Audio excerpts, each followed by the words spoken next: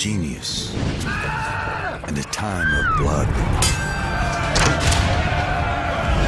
A bastard child grows into a man, servant of kings, survivor in a land of assassins.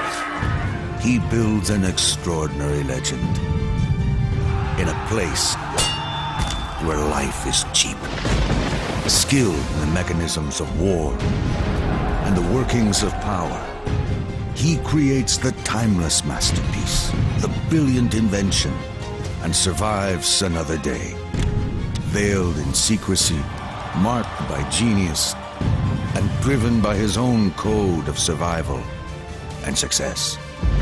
A man for all seasons, and a mystery for the ages.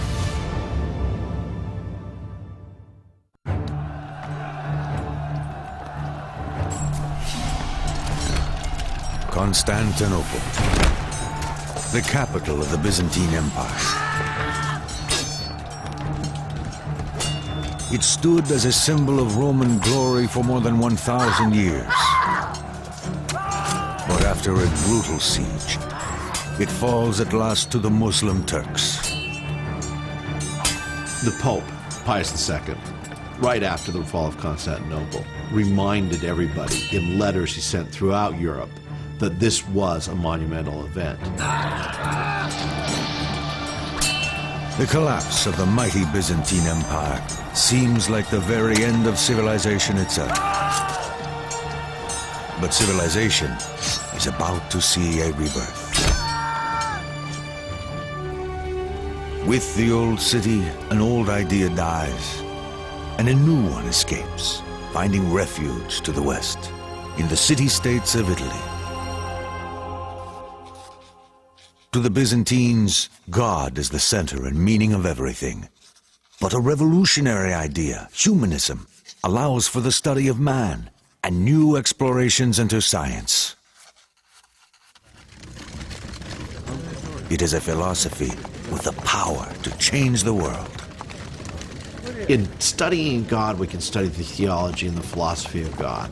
But in studying man, we can study biology, zoology, anthropology, technology, sciences of all different types. Humanism transferred man's focus to man.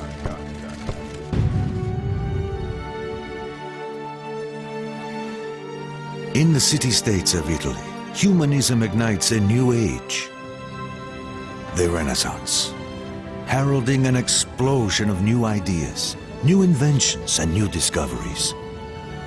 It is a time like no other. It's a nice time to be born as a really brilliant person.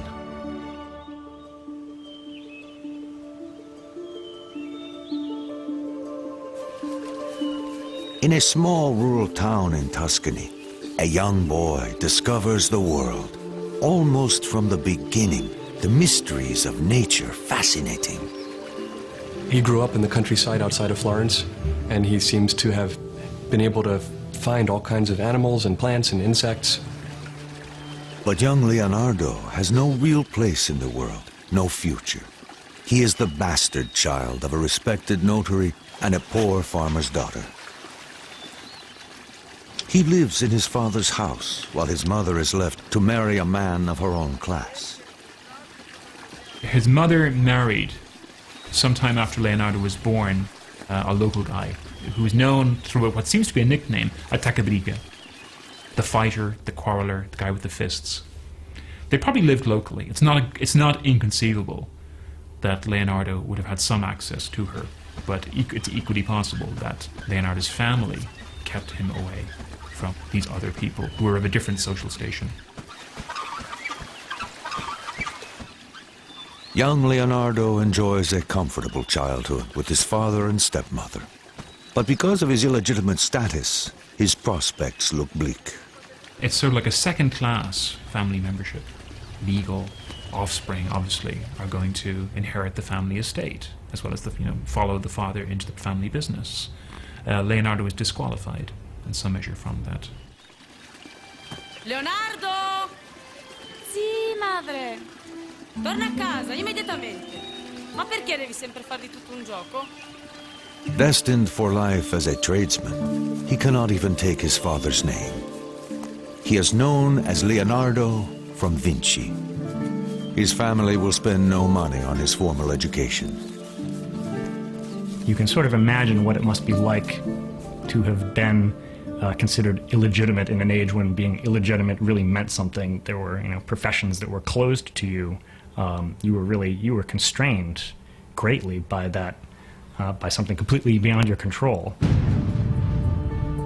Faced with his illegitimacy, young Leonardo begins to develop a code to push beyond all expectations, past all obstacles. It will eventually propel him into the corridors of power and on to greatness.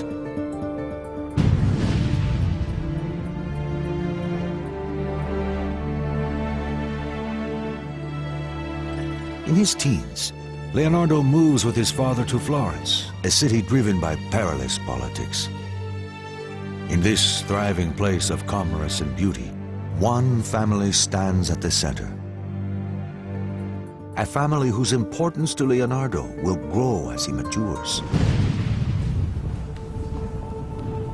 The Medici.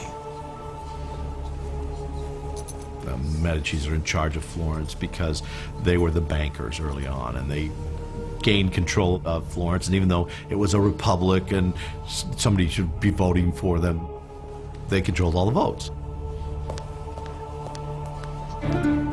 The Medici, rich and very powerful, are the most important patrons of the arts in Florence. Yet in spite of their power, the Medici bankers can never rest easy.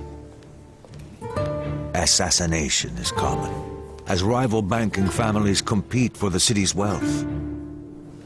I mean, if you look at some of these paintings just of the Renaissance leaders, they're wearing what looks like studs on their clothing. No, they're wearing cloth-covered armor. L'interesse è difficoltoso, come avevamo discusso. E allora onoratelo col vostro sigillo. They're scared to death that they're going to get knifed in the streets. The Medicis keep a poisoner on staff at all times. I mean, what's going on? In a society governed by fear, suspicion breeds a brutal form of justice. Any accusation, personal or political, can be lodged anonymously through the tamburo. This dangerous box throws a dark shadow on Leonardo's future. Once a citizen lodges a charge, the authorities investigate. Even the innocent are shamed, and the guilty severely punished.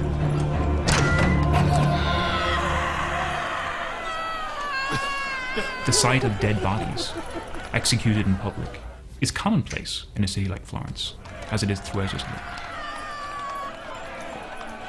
Leonardo lives in a time and place where life is cheap, particularly for the lower classes. He knows he must break free of his bastard status and earn a respectable position in society.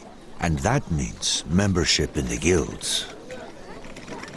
Florence is a city that is officially governed by the guilds. It's been that way since the end of the 13th century. The government of Florence is drawn from the most powerful guilds. The guilds are professional trade unions, but most are closed to a bastard like Leonardo. It seems quite clear that he didn't have any kind of formal schooling, which would have been the norm if he had been a legitimate child of his father rather than the illegitimate son that he was.